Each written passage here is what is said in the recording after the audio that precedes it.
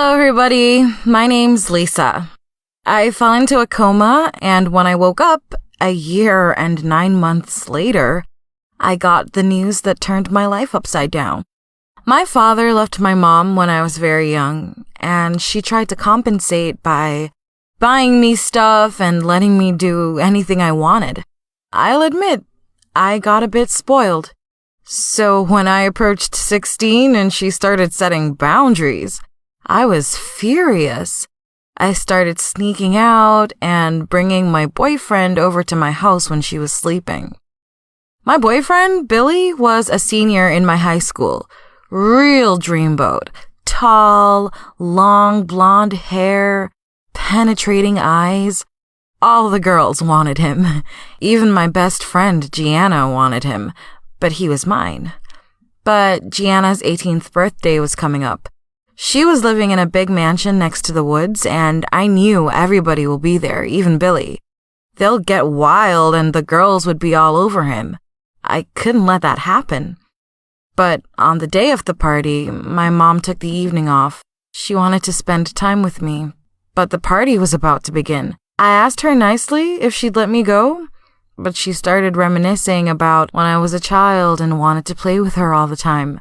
I replied, "I am not a small girl anymore, and I won't get pregnant at 16 like you did." My mom slapped me and said, "Go to your room." I was furious, so I shouted, "No wonder my father left you," as I slammed the door. It was already dark and raining outside, but I had to get there, dead or alive. I climbed out of the window and ran to JEANA's place. Just as I expected, Billy was drunk and JEANA was already all over him. I started lecturing him, but Billy got offensive. He said that I didn't own him and I'm nothing but an underage girl pretending to be what she's not, a woman. I ran outside into the backyard. I felt betrayed.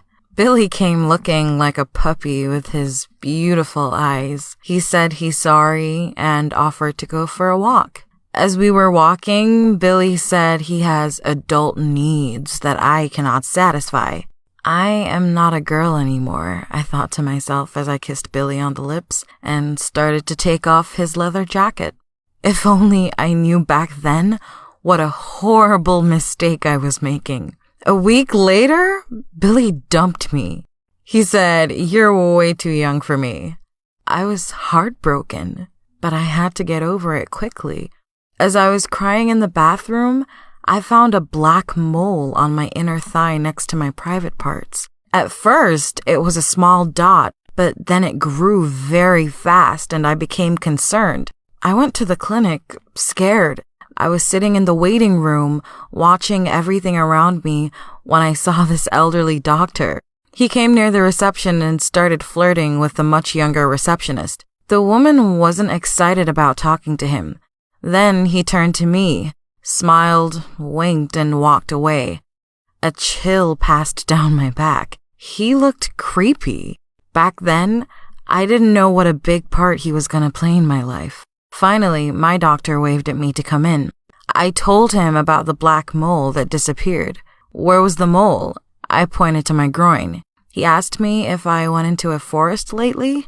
Yes, I replied. He said that it could have been a tick bite, but it's better if I see a specialist. He then wrote down a name. All I could think of was the other elderly man checking my groin.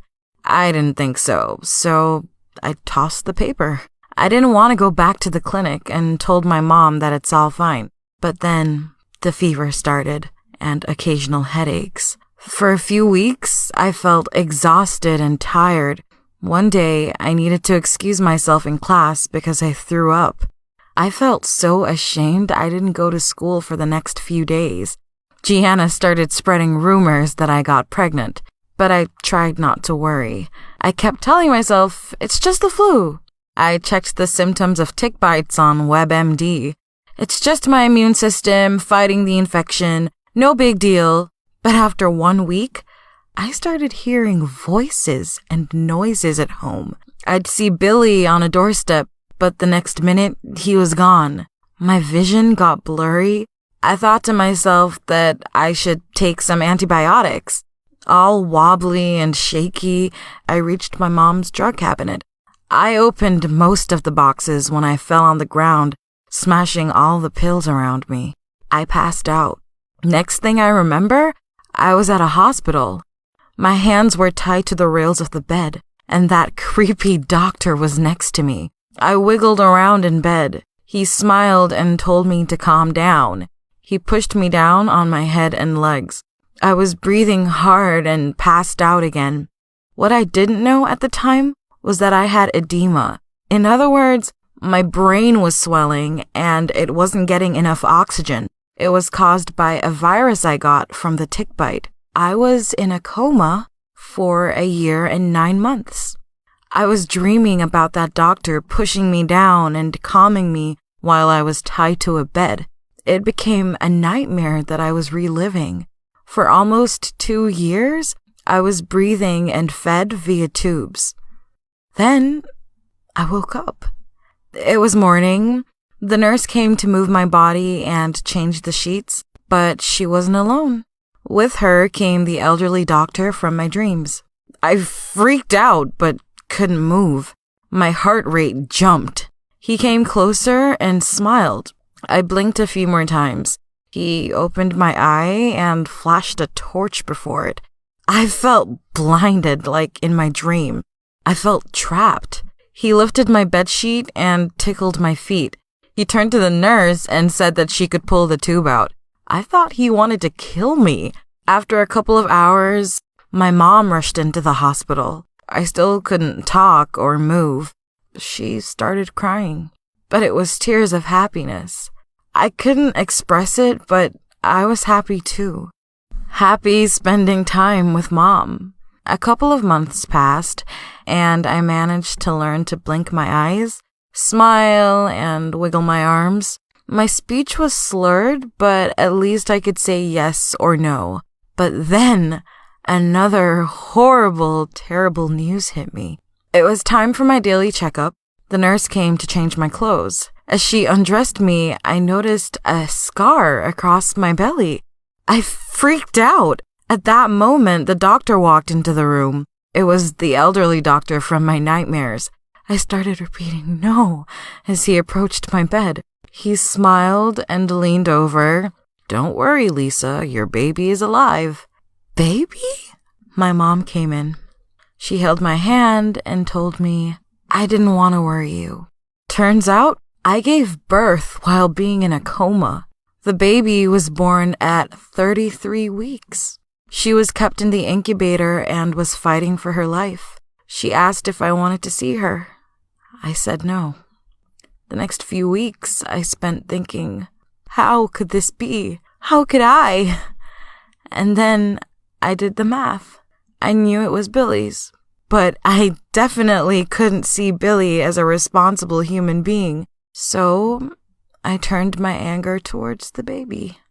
I was thinking that it would be easier if she would just die.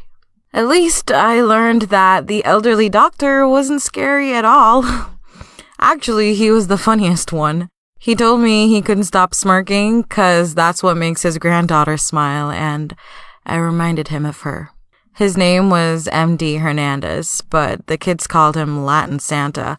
It was one of the last days before they were to let me go back home.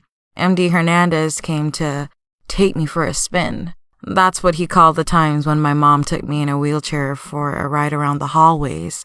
He drove me through the back corridors, and we entered through the big white door. I saw a bunch of see-through boxes filled with babies. There, in the box, was her. She was looking at me. I stretched my shaky hand towards her, and she smiled.